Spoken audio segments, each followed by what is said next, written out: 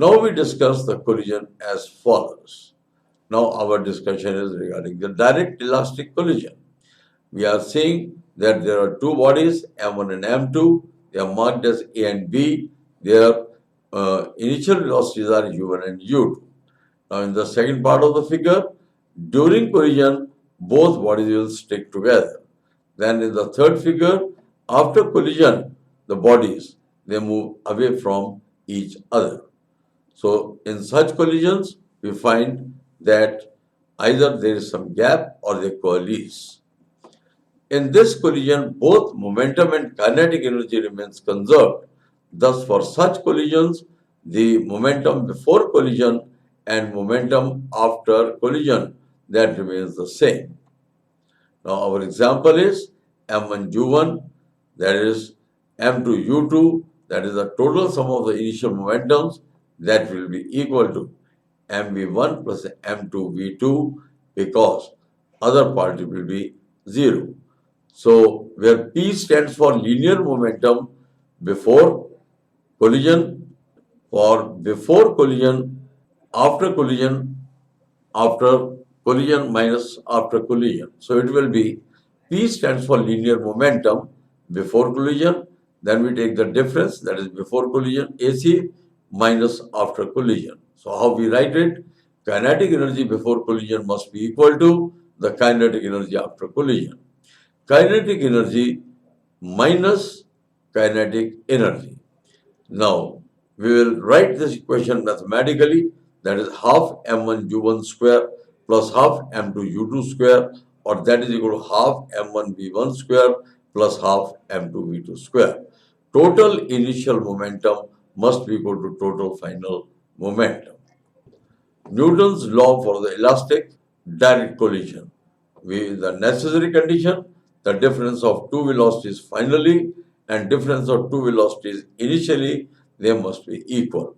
So it is mentioned in the Newton's law of elastic collision that V2 minus V1 must be equal to minus U2 minus U1.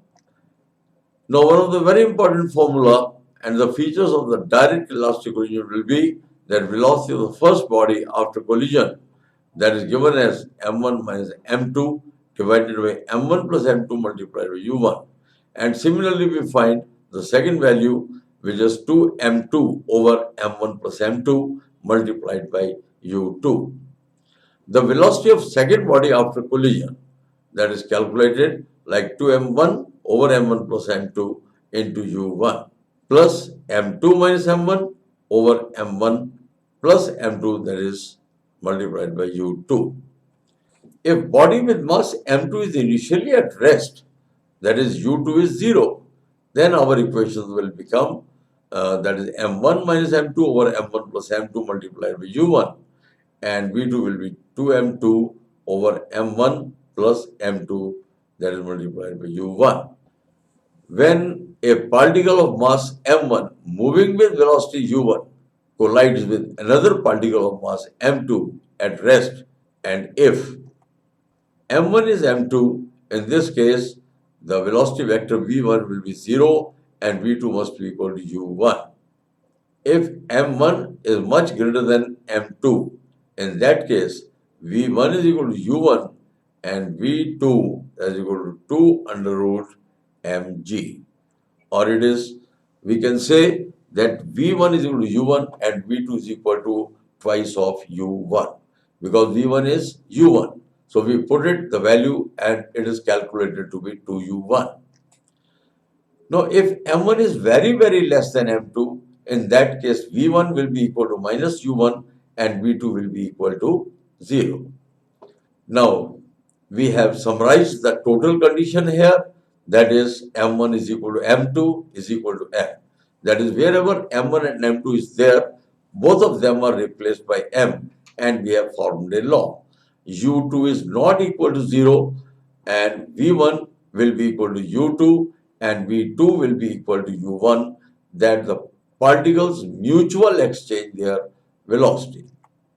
Now, exchange of energy is maximum when m1 is equal to m2, that is potential energy is minimum.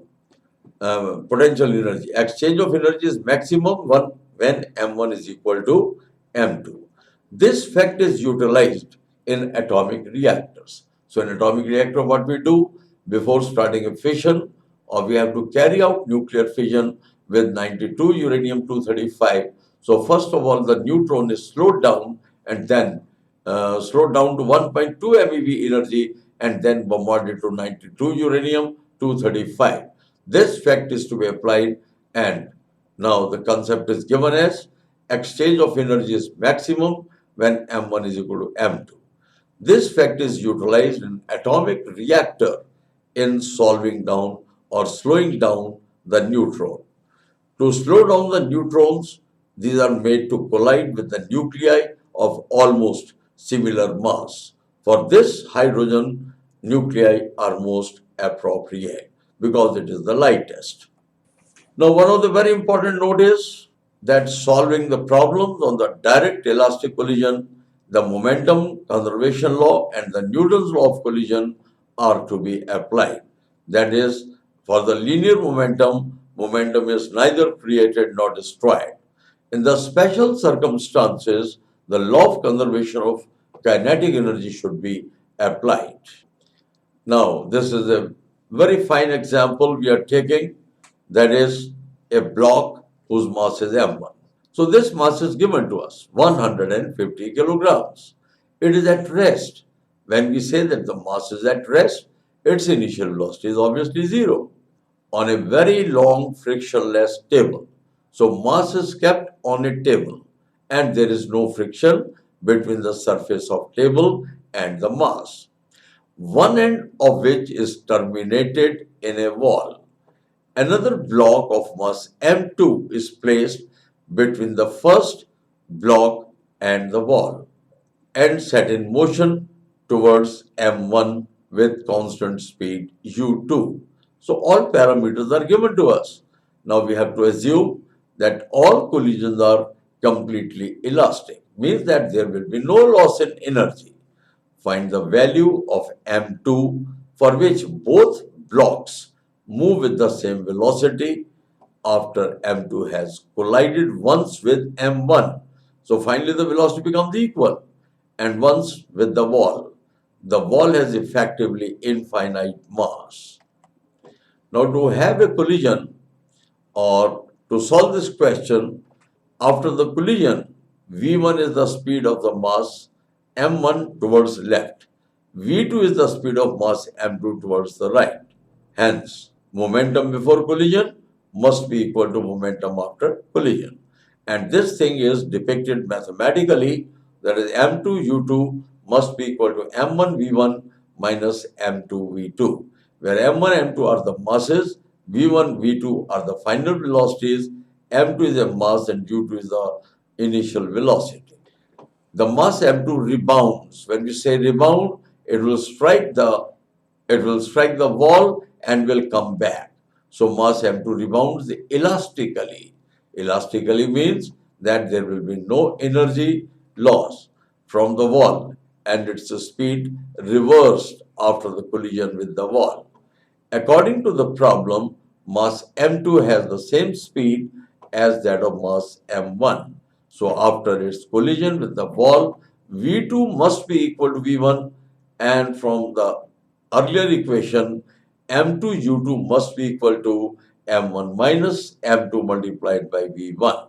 This is equation number 2. And because the collision is elastic, means there is no loss of energy. That's why total initial energy must be equal to total final energy. This is mathematically written as half m2 u2 square is equal to half m1 v1 square plus half m2 v1 square. Now, we take into consideration m2 u2 square, and it will be equal to m1 plus m2 multiplied by v1 square. This is equation number 3. Now from second equation, as written upwards, it is v1 is equal to m2 u2 divided by m1 minus m2. Now we substitute this value of v1 in equation number 3, and the function is calculated as m2 u2 square is equal to total mass m1 plus m2 into m2 u2, and we take a square of this number divided by m1 minus m2 whole square. Now m1 minus m2 whole square can be written as m1 plus m2 into m2. That is m1 square plus m2 square minus 2 m1 m2.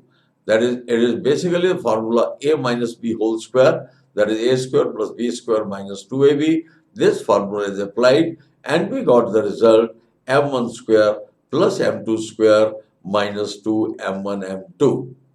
Now this is equal to m1 m2 plus m2 square.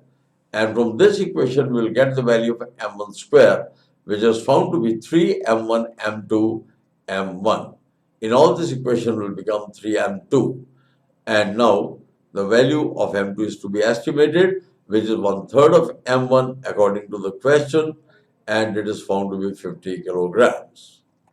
Now there is a direct inelastic collision. When we speak inelastic collision, it means during the collision there will be loss in energy. So direct inelastic means that two bodies come in line, they collide, and thereafter they move apart. In this case, the momentum before collision equal to momentum after collision, and it is mathematically depicted as m1 u1 plus m2 u2 must be equal to m1 v1 plus m2 v2. U stands for the initial velocities and v stands for the final velocity. Now, kinetic energy before collision, that will not be equal to kinetic energy after collision because collision is inelastic and there is some loss in energy. So, it will be equal to kinetic energy before collision equal to kinetic energy after collision plus Q. That is, plus Q energy is lost, where Q is the heat energy and sound energy, etc. Now the net result will be half m1 u1 square plus half m2 u2 square will not be equal to half m1 v1 square plus half m2 v2 square. Now we are going to apply the Newton's law for the inelastic collision. Wherever we use the term inelastic collision, it means that there is always some loss in energy. So according to Newton's law for inelastic collision, we have a formula v1 minus v2 is equal to minus u1 minus u2. If we wanted to find the value of minus e, then minus e will be written as v1 minus v2 divided by u1 minus u2, and e stands for the coefficient of restitution. Now, whatever thing I have just explained, the same is mentioned in the context. In inelastic collision, velocity of the first body after collision is given by v1, and v1 will be equal to, as it is given in the equation, m1 minus em2 over m1 plus m2 whole multiplied by u1. Similarly, the second fraction and velocity of the second body will be estimated by function v1 is equal to m1 into 1 plus e divided by m1 plus m2. And then we will add another number m2 minus em1 divided by m1 plus m2, and that is found to be u2. Loss of energy in inelastic collision. How much energy is being lost? Because the collision is inelastic, it is obvious that there must be some loss in energy. So loss in kinetic energy is half m1 m2 divided by m1 plus m2. That is u1 minus u2 whole square will be equal to 1 minus e to the power 2.